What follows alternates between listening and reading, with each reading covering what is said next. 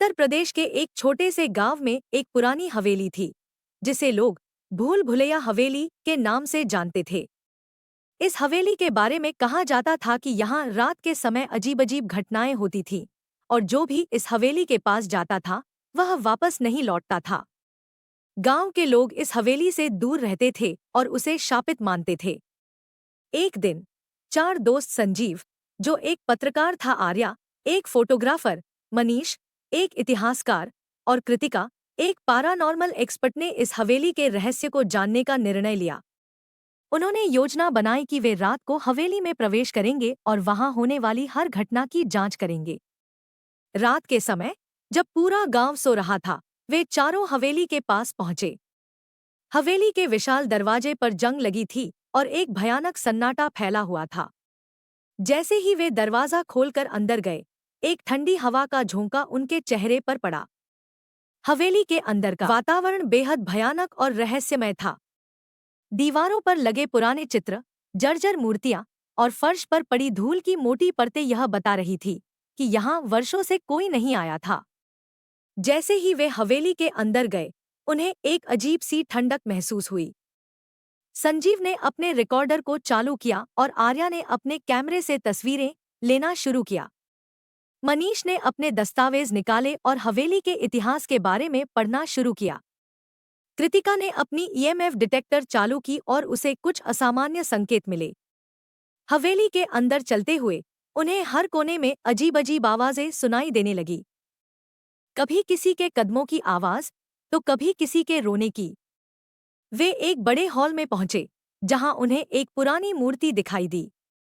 मूर्ति में एक राजा की मूर्ति थी, जिनकी आंखों में अजीब सी उदासी थी। मनीष ने मूर्ति के नीचे लिखे लेख को पढ़ा। उसमें लिखा था, यह हवेली कभी राजा विक्रम सिंह की थी, लेकिन एक दिन एक विश्वासघात ने इस हवेली को अपवित्र कर दिया। तब से यह हवेली शापित हो गई और राजा विक्रम सिंह की आत्मा यहाँ फंस गई। उनकी आत्मा अब भी इस हवेली में भटक रही है और न्याय की प्रतीक्षा कर रही है। तभी आर्या ने कैमरे में एक छायादार आकृति को कैद किया। उसने अपने दोस्तों को यह दिखाया, लेकिन जब उन्होंने कैमरे में देखा तो कुछ नहीं दिखा। कृतिका ने अपने ईएमएफ डिटेक्टर पर ध्यान दिया और उसे कुछ असामान्य संकेत मिले।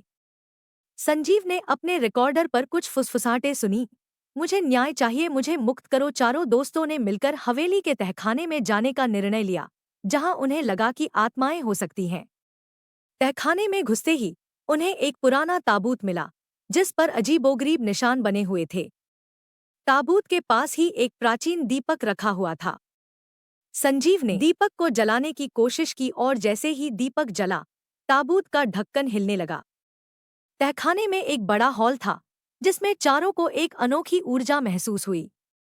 हॉल के चारों ओर दीवारों पर राजा विक्रम सिंह और उनके विश्वासघात के दृश्य चित्रित थे।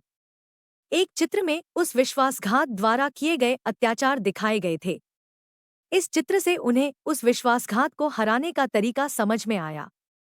अचानक ताबूत का ढक्कन खुल गया और एक तेज रोशनी कमरे में फैल गई। राजा विक्रम सिंह की आत्मा ताबूत से प्रकट हुई और उन्होंने कहा, मैं वर्षों से यहाँ फंसी हुई हूँ, मुझे न्याय चाहिए। मनीष ने अपने दस्तावेजों में से एक प्राचीन मंत्र पढ़ना शुरू किया, जिसे आत्माओं को मुक्त करने के लिए लिखा गया था। राजा ने दोस्तों से कहा कि यह मंत्र अनुष्ठान का अंतिम हिस्सा है और इसे पूरा करने के लिए सभी को एक साथ मंत्र पढ़ना होगा। जैसे ही मंत्र पूरा हुआ, राजा विक्रम सिंह की आत्मा ने चारों को धन्यवाद दिया और कहा, आपने मुझे मुक्त कर दिया, अब मैं शांति से जा सकता हूँ। आत्मा हवेली से निकलकर आसमान में विलीन हो गई और हवेली का भूतिया माहौल भी समाप्त हो गया। हवेली की दीवारों पर बने चित्र धीरे धीरे धुंधले हो गए और अंत में गायब हो गए। संजीव, आर्या, मनीष और कृतिका की बहादुरी और सत्य की खोज ने उन्हें गांव में ही नहीं, बल्कि पूरे राज्य में प्रसिद्ध कर दिया।